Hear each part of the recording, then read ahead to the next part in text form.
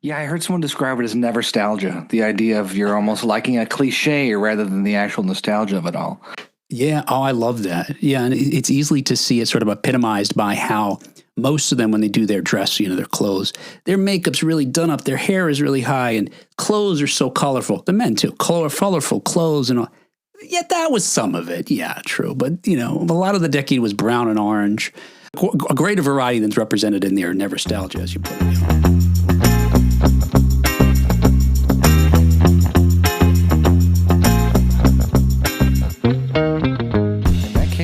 Kick off. So Will Padilla, welcome to the Indie Magazine podcast.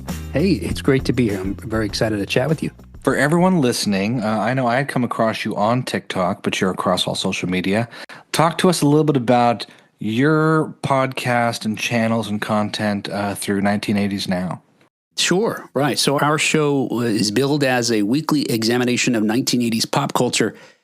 And we take a look at it not only from a nostalgic lens, which we certainly do, but we try to distinguish ourselves from other shows because there's plenty of shows that do that, and many of them do a good job. But we try to additionally take a look at what the impact continues to be of this media that we love. And easy examples to think of are how many TV shows, movies, music that continues to be influenced by things that were born out of that decade. So we try to cross sort of all those decades, travel through all those decades in each episode by taking a look back and forwards, or forwards and then back in our discussions about 1980s pop culture. And without getting too in the weeds about, exact dates and stuff, were you a teen in the 80s? Yeah. What was your experience like then? Yeah, I came in as a kid in 1980, and I was an adult by the end, a legal adult. Now, my parents, they were late teens, 20s through the 80s and such, started having kids at the end of the 80s. They influenced at least me in my growing up so much.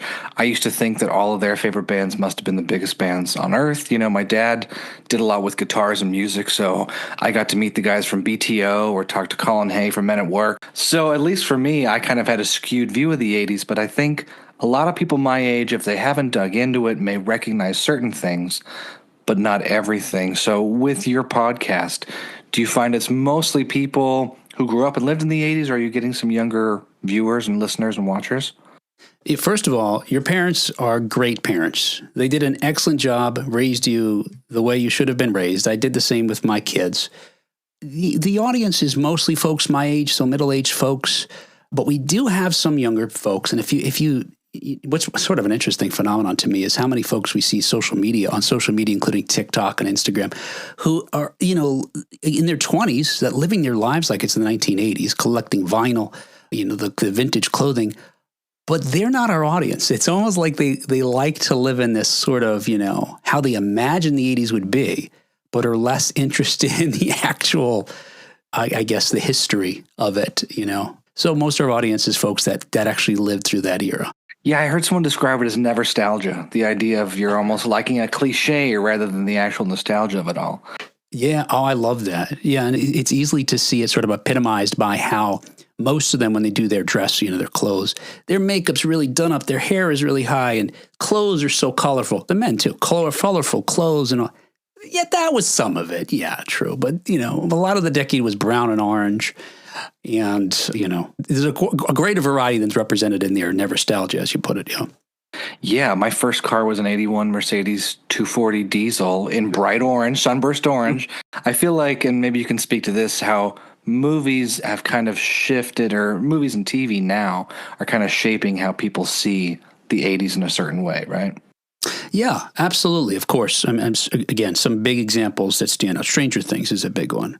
I think Stranger Things in particular gets a lot of it right in the sense that we're talking about. You see like the basement the kids hang out in, the paneling, the dark carpets and colors.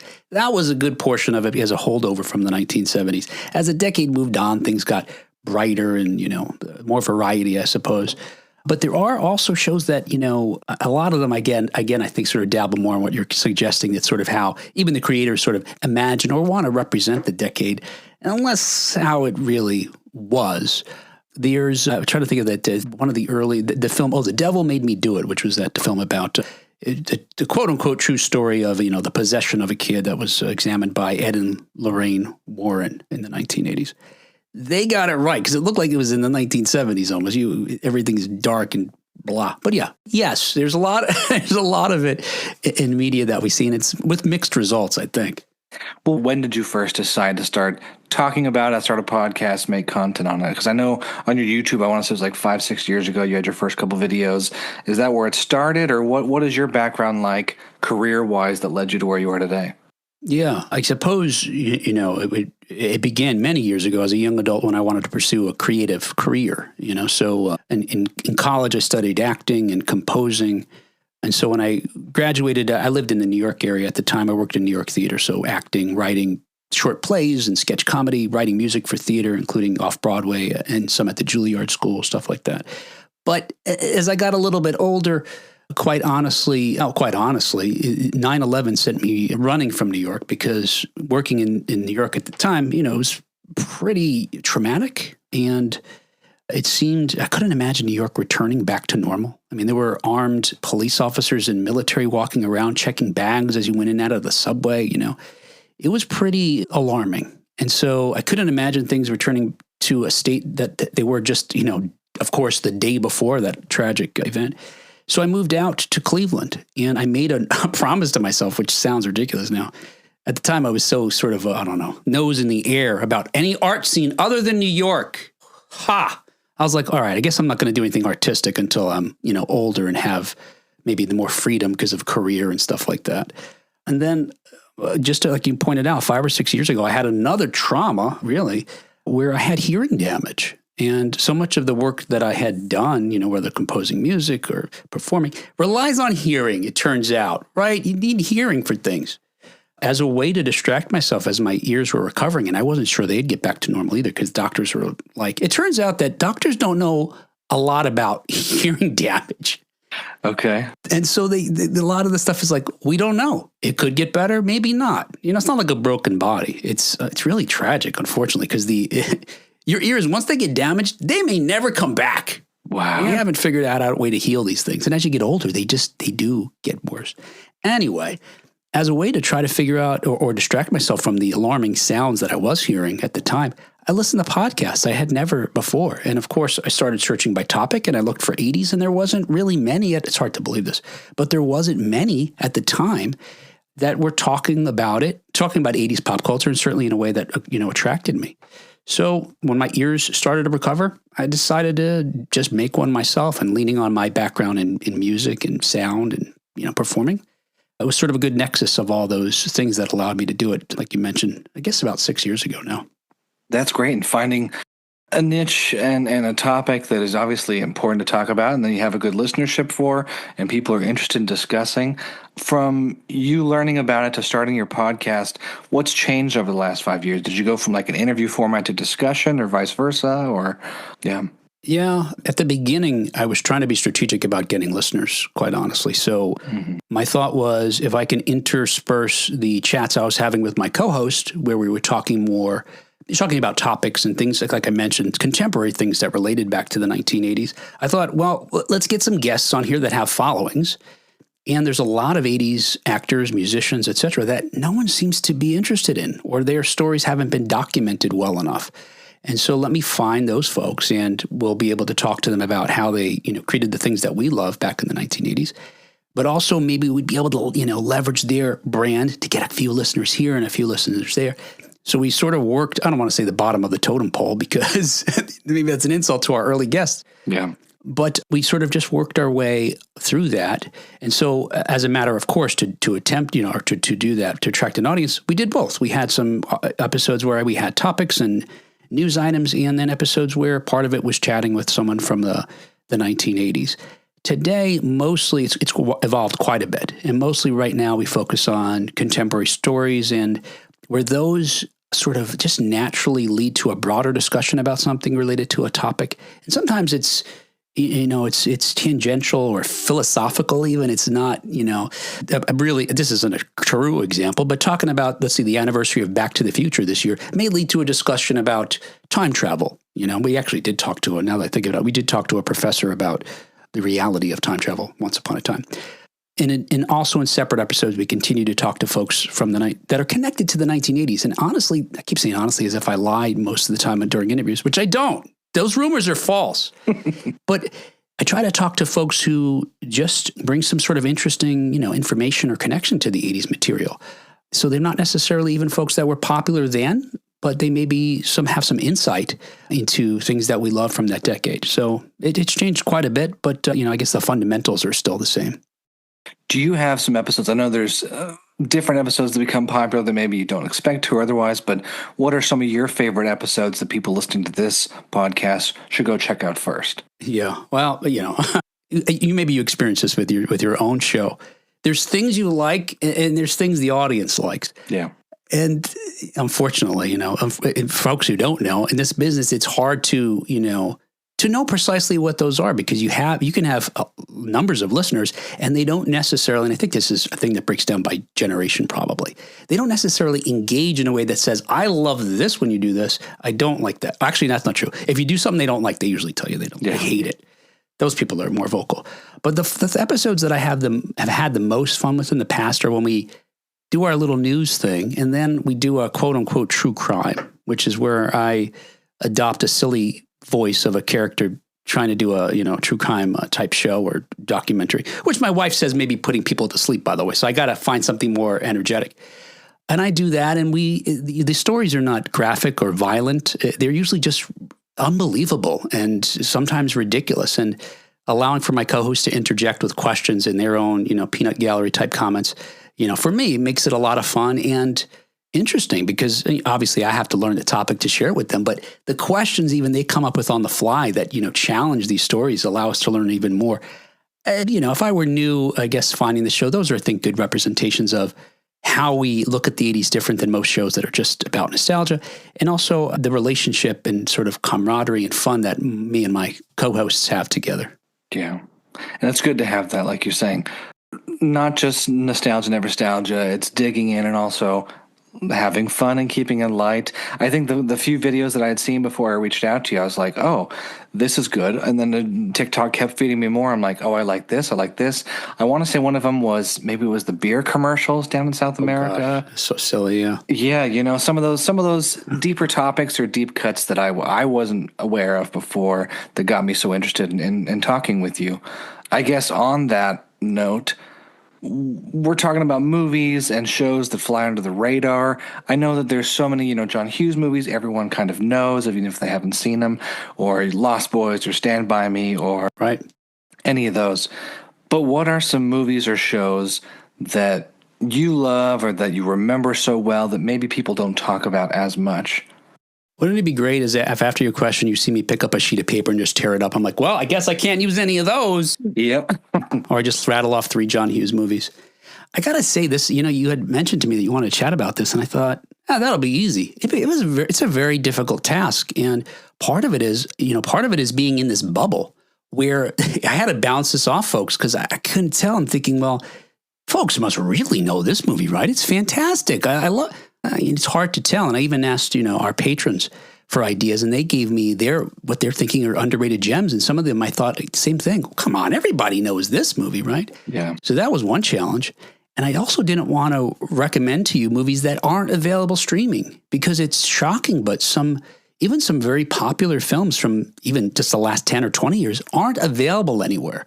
You have to find them on physical media or not. And oftentimes the physical media is at most is a DVD. And I'm talking, I don't even know if they were 1080 when they first made DVDs. I don't know. Yeah. So I've got a few here to recommend and a few that I can't recommend. But well, let's hear them both. Yeah, let's hear them both. Sure. So the first movie that came to mind is the movie Death Trap. And I guess you could tell me if you say, of course, Death Trap, then I guess I'll have to pick another movie. But the movie Death Trap, which came out in 1982, it's a dark comedy thriller that stars Michael Caine, Christopher Reeve, and Diane Cannon. Is the first movie I saw Christopher Reeve in after I'd seen him in Superman. Yeah. And I was young enough when I saw Superman that I thought, the tagline was, "You'll believe a man can fly." Not only did I believe a man could fly, I believed that man was Superman. And wow, we have documentary evidence now that Superman is real. So when I saw him in Death Trap, I was confused as a child. Like, wait a second. Is Clark Kent also acting? I mean, are people going to figure? Of course, it sounds like I was an idiot child, but I did learn he was an actor and a very skilled one. Obviously, studied at the Juilliard School. But the cool thing about this is it's a murder. I don't say mystery. It's a murder thriller. It's like it's not a whodunit. It's a who will do it, where it's very meta. Before meta was a phrase that we would use. It is so well done. It began as a play in the late 1970s, 1978, I believe. Pretty successful, ran for 4 years, but they turned it into a film. It was written, the screenplay was done by the same guy who wrote the play, Ira Levin, with a woman, J. Preston Allen. They wrote the screenplay together. And it's so cool because it's a commentary on the tropes of murder mysteries. And I'm not going to spoil it because you should just see it. But if you pay attention, they really tell you what's going to happen in the story before it happens. And it's still shocking and surprising where as you're watching it, you believe at some point anything can happen in this movie. It's bonkers, right? But I think it's a real joy to see. Ahead of its time. And because it was a play, I'm sure, the way it's shot is as if it's on stage. There are these long shots where they just let these master thespians perform against one another and just shift the camera around slowly as they need to get to whoever's speaking, pull out, pull in on this, beautiful set that's like a sort of a cabin or a beautiful home in upstate New York, I think it is. I think it's lesser known. It was semi-successful at the box office. Certainly it received mostly favorable reviews at the time. It made almost double its budget of $10 million. It was directed by Sidney Lumet, who did 12 Angry Young Men before that, and he did a number of films after that as well. This one I think is a real treasure. And for so many reasons that, again, I wish I could tell you more, but you should see it. Spoiler-free, Death Trap, and that's on Tubi, is that right? It's on a number of places, including Tubi. Yep. What's your next recommendation? Yeah, I had hoped, at my first goal I was thinking, all right, I'm going to do different genres. I'm going to spread them out throughout the decade. Yeah. But then I started having little clusters of air times throughout the years. And I thought, well, I just got to stop fighting it. Just whatever was important to you when you saw it, just go with that. Yeah. The other movie is the one I recommend is actually a drama that came out 2 years before. And I think part of the reason that maybe these are sort of forgotten is they're longer ago. But the other reason I may be recommending them is because I saw them at a young age. And so I was more impressionable as a kid. But I want to suggest that you check out 1980's My Bodyguard. Have you heard of this movie? This isn't the Kevin Costner. No. Oh, gosh. Yeah, what is that called? Yeah, is that The Bodyguard? Yeah, probably The Bodyguard with Whitney Houston, right? No. This is the original, before they rebooted it. No, this is a completely different movie. This is called My Bodyguard. My Bodyguard. Yeah. It stars Chris Makepeace, which I don't know what he was in besides that. But opposite him is Adam Baldwin, who's been in a bunch of stuff. If you're a fan of Firefly, he's in Firefly. This guy's been in tons of movies and TV shows ever since. And it's a very early Matt Dillon, if you know who he is. Oh, yeah. Plays the heavy in the film. The story is essentially, I didn't even tell you the story about Death Trap. I don't need to. Just see Death Trap. But this story, being a young person at the time, sort of spoke to me because it was about high school kids.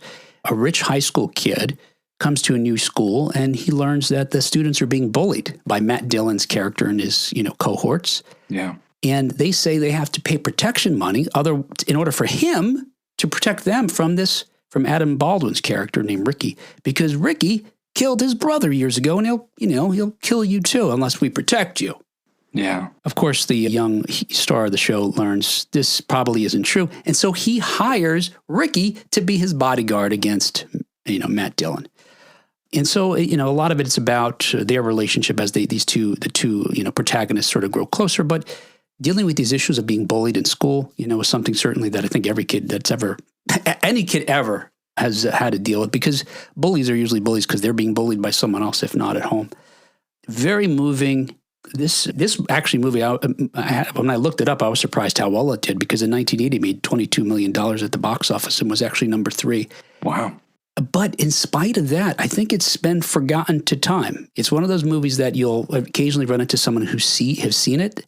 And if they've seen it, it's as important to them as it is to me. Just, again, touching and triumphant. It's not as surprising as the way Death Trap turns tropes on their ear. But it's definitely, I want to say enjoyable. It seems like an odd word to talk about a film that's filled with so much drama. But it's enjoyable and rewarding and satisfying, I suppose. Yeah, we love a good coming of age story, a high school story. I know we just screened one of my favorite movies from 10 years ago, Me and Earl and the Dying Girl. And we talked about how everyone can mention Breakfast Club or there's a few other key movies, but there's so many hidden gems in between of growing up, dealing with bullies, dealing with the awkwardness of high school. So, My Bodyguard, 1980. Yeah, definitely check it out. All right, so here we go. Here's my final one. Now, I'm going to give you an option. I've got two that both came out in 1987. Now, depending on your taste, I can offer you sort of a wacky, I want to say over the top, it's sort of over the top comedy. That's sort of an action comedy. Or a sci-fi thriller. What do you care for more, genre-wise? I love sci-fi, but I want to hear both for sure. Oh, But okay. let's go sci-fi first. All right, very good. So I'm going to recommend 1987's The Hidden. Have you ever heard of that film? I can't believe this. That movie certainly later in the decade, and what's surprising to me is, although it had a sequel a few years ago, which I refuse to see because I can't imagine it's any good. This is a 1990 direct-to-DVD sequel. It's got to be terrible. But I'm surprised this movie hasn't been rebooted because the premise is really cool, and I think it plays on a lot of the things that are contemporary. But it was released by New Line Cinema, which I think was riding high still because of the success of the Nightmare on Elm Street franchise, which really put them on the map. Yeah. And it stars a post-Dune, pre-Twin Peaks Kyle MacLachlan. Oh, that's great. And an actor, Michael Nouri, who was probably by then best known for being in Flashdance, which came out a few years ago, which of course is a few years earlier, rather, which was of course a big 80s film. And there's a ton of actors in it that are like mainstays in 80s, maybe even 70s, but certainly 80s and probably into the 90s films. And because of the premise of the film, you see a lot of actors because what it's about is there's a mysterious FBI agent played by Kyle MacLachlan who is hunting after what we see in the first, this is a minor spoiler, but you learn it in the first, 5-10 minutes of the movie.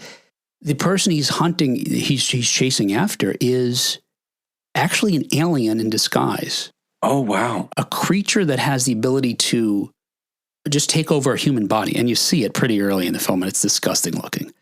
But it will crawl out of the husk of one human and into the body of another and just take it over, kind of like Men in Black, like a skin suit, And so Kyle MacLachlan enlists the help of this local police officer, Michael Nouri, to hunt after, what Michael Nouri is told is just, it's a criminal.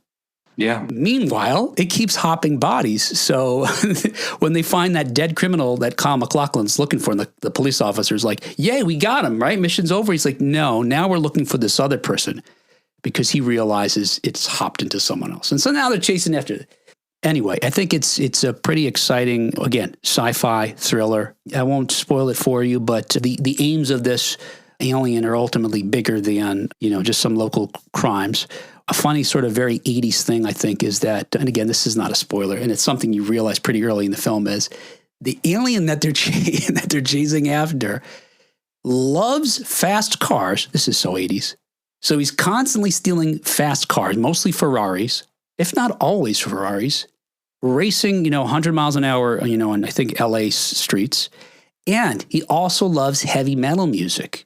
So when he's racing in the car, he blasts the radio. There's a scene where, as one of his humans that he's taken over, he brings a boombox into a diner so he can listen to metal while he's eating. And my favorite moment is he goes into someone's house who has a turntable and he plays the record and it's some like folk music. And after staring at the turntable for a minute, the alien picks it up and smashes it, which is how I feel about folk music too. Yeah, very 80s. But they received mostly positive reviews. The problem with it wasn't in the theaters for very long. So it became popular after it was on rent, being available for rental, which is the story of many films that came out in the 1980s. Rental and HBO, that sort of thing. It gained a cult following as a result of that audience. But otherwise, it's sort of one that folks don't know a whole lot about or recall. Anyway, The Hidden, 1987. Yeah, from the sound of it, I was going to say the premise sounds like it could definitely work today if you were to remake it, or it just should be, obviously it's rent for on VOD, but it should be streaming because Kyle MacLachlan's great. He's come back with Fallout recently and things like that. So Right. Yeah, I forgot about his appearance in that. Right. He is in so many things. It's interesting because if you look at what he had done right before The Hidden, it was, I think it was 2 films. It was Dune and something else. They might have also been both David Lynch movies, now that I think about it, who ultimately he did Twin Peaks with. Yeah. And then it was The Hidden. And then since then, dozens and dozens of TV shows and movies. Quite a, long storied career. The comedy I'm going to recommend, I guarantee you haven't heard of, because even my contemporaries, my peers are like, what? And then I tell them about it and they're interested. It's a comedy called Real Men. It also came out in 1987. Real Men, 1987. It's a comedy action movie, as I teased earlier. This was written and directed by Dennis Feldman. And Dennis Feldman wrote a bunch of other well-known movies, including Just One of the Guys, which is, again, among my generation, that's a big film. It turns 40 this year. He also wrote The Golden Child, which is an interesting sort of supernatural martial arts comedy starring Eddie Murphy. His least, successful film, I'm guessing. At least best film, certainly of that era. And this guy also wrote, I think, all of the Species films. So if you've seen any Species, he wrote them all. But it stars Jim Belushi and the late, great John Ritter. John Ritter, who was known by then most famously for being on Three's Company, and since after that in the 90s, I think was on something about Rules to Date My Daughter or something like that. Maybe that was in the 2000s. Anyway, it's an action comedy where the dialogue is almost more Marx Brothers than any other comedy, certainly of the era, where there's a lot of fun wordplay if you pay attention that is clever. But part of and again, you see this early in the film, so this isn't a spoiler, but part of the interesting dynamic is Jim Belushi plays a secret agent, we're led to believe, who is just like the best secret agent ever. I mean, the opening scene where he's being pursued by bad guys, nothing he does goes wrong. He's trapped on a fire escape at some point, so he takes the shoelaces out of his boots and he Indiana Joneses a whip out of it and swings from one window into another window. I mean, bullets are just going around him. He's like the luckiest guy and the most fantastic, agent there is. And he's teamed with this nebbishy, milquetoast John Ritter, who is just, at peak John Ritterness, who, has to survive the story, again, no spoilers, evolve from this, sort of cowardly character into a hero by the end if he's to survive. And Jim Belushi, who is just, again, so good at this, he manipulates John Ritter in a way where he just continues to build up his confidence, leading him to believe that he is, in fact, an amazing super agent and accomplishing all the things that really, he's doing. Anyway, to, of course, hilarity. My only gripe with this movie is the score, which is kind of weird. It was actually done by this guy named Miles Goodman, who passed away a number of years ago at a young age. But he did a number of popular films, which coincidentally, I think, starred Jim Belushi in at least 4 of them. But he did the score for Little Shop of Horrors, Dirty Rotten Scoundrels, Indian in the Cupboard. Great films. This movie, the music seems kind of incongruous to me. I see what they're going for. It almost sounds like a circusy kind of theme, which kind of, I guess, really lets you know this is a comedy. It's more comedy than action. But I really do wonder if Harold Faltermeyer, who did a Beverly Hills Cop and Fletch, had done the music, would it have seemed like a more elevated action movie that was also funny instead of a, ridiculously silly comedy movie. This movie, again, I guarantee you hadn't seen it or heard of it and probably can't find another person who has. It didn't even break $1 million at the box office. But again, it's one of those movies, if you find someone who's seen it, they love it. And quite honestly, it's probably mostly men. I don't know that I ran into a woman who's ever seen it. So I can't test whether they like it too. But anyway, there you go. So there's 4 recommendations. 4 recommendations. Real Men, 1987. I know that's right. Tubi again, Pluto TV, a couple other places. We'll have it all linked in the show notes. With these movies, and like you said, without it, I guess VHSs were what, mid-80s? I want to say they became much more popular in the 90s, right? More available. Yeah, early 80s, they certainly were being available, but you're right. Mid-80s started taking off and thereafter, right? Yeah, it feels like they definitely changed the game for some of these movies. Like you said, they got more of a cult classic or a cult following later. For you, now that we've got these hidden gems, we have our series called Sacred Text, where my co-host and I talk about movies that really shaped us and made us You mentioned, the Death Trap, or that My Bodyguard was kind of that for you. What's another movie or two or a show that really shaped you as a kid growing up saying, okay, this has changed my outlook on life or got you into wanting to do entertainment career and theater and stuff? Well, not coincidentally, Death Trap actually was the film that made me interested in theater. Okay. Because and part of it was that combination of realizing that Christopher Reeve was actually an actor, and that was a career that people could have. And I was only started questioning that because, again, as I mentioned, just a few years earlier, I'd seen him as Superman. Yeah. So really, I that is the thing that by far set me off on studying acting. The fact that this person could be both. Because, again, without spoiling the film, it's quite a range of characters that he plays. And, of course, he was a fantastic and amazing actor. So that was important to me. I think throughout the 1980s, the other things just sort of broadly, and it's going to seem more, I guess, frivolous in a sense, is I was a kid who was highly influenced by, I want to say, heroic characters. Yeah. In the sense that, beginning at a younger age even, with watching the old Batman and Robin TV show from the 60s. I wasn't alive when it first aired, but I saw it in reruns. I'm not that old. But even beginning back then, I always fancied myself, that would be my job. Before I learned about acting, I figured I was going to be a vigilante, except I had no money. I did, though, however, take my sister's, who's just a little younger than me, my sister's dance costume from one of her dance recitals and fashioned it in, because it's tights and a leotard, which is perfect for superheroing. I did fashion that into a makeshift costume that I wore under my clothes for a while. True story. But so, and because I had this overinflated sense of justice, so shows that had heroes, and we had tons of them in the 1980s, including the A-Team, Greatest American Hero. So many of these shows were about folks working outside the law or secretly to help, save and protect people, the Equalizer. So those, and even though those shows were so fantastical, they left me with that feeling, and certainly, reinforced that notion that there are good people, there are heroes, and made me, sort of solidified my desire to make sure that in different circumstances in my life, to look to how I can be of service or be a hero. That's sort of overstating it maybe, in different circumstances. And it was, again, mostly in part to certainly films, but also many, many TV shows that had these characters at the heart. Yeah. I know my friend's parents made he and I watch Knight Rider during high school. He's like, you have to know what a real hero is like, and you have to know the cool, slick guy with the car. And that really, I didn't realize until, a few years ago, I was like, oh, that's shaped about a black, cool car, the hair, the tie, his leather jacket.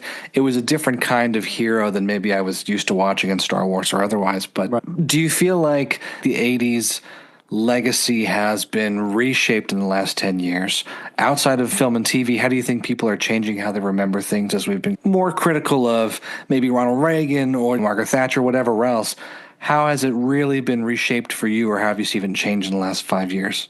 Yeah, I haven't seen too much talk about it, but it's certainly on our show. It's something that we've discussed and something that I only became aware of because of the research, not only in just thinking back to my own experiences, but also reading about some journalists that have actually dug into these topics, like you're suggesting. I think the thing that I learned the most that I wasn't aware of because I was a young person during the 1980s was how sort of incongruous what was really happening in the world, like you suggest, politically maybe and economically, with our art.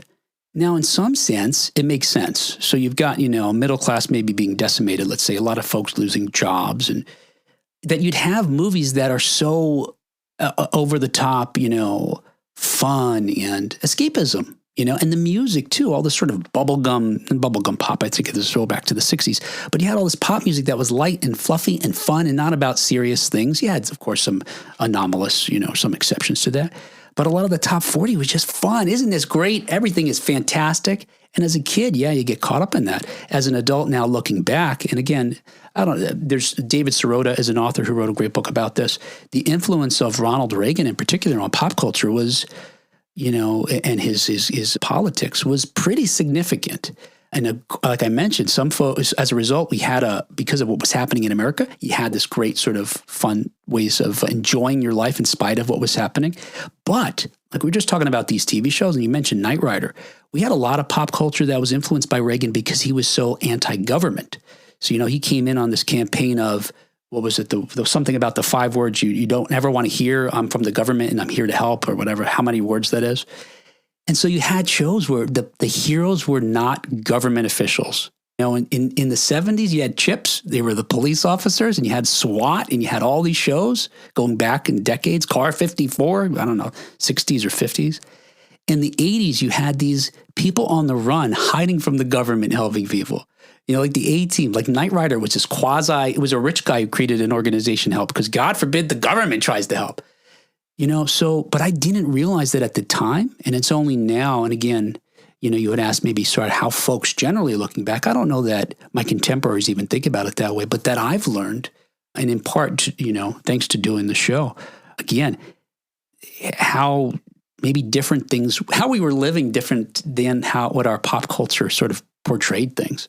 I guess my final question before we wrap things up is, if you were in charge of a TV show or a movie or whatever else and getting it right in your eyes or portraying something maybe we haven't seen on screen, what would you like to see and we talked about Stranger Things and otherwise, but yeah, what would you like to see that would feel more genuine to maybe you and your lived experience and those you have on the podcast? There is something. There's a game that came out in the fall called Mixtape.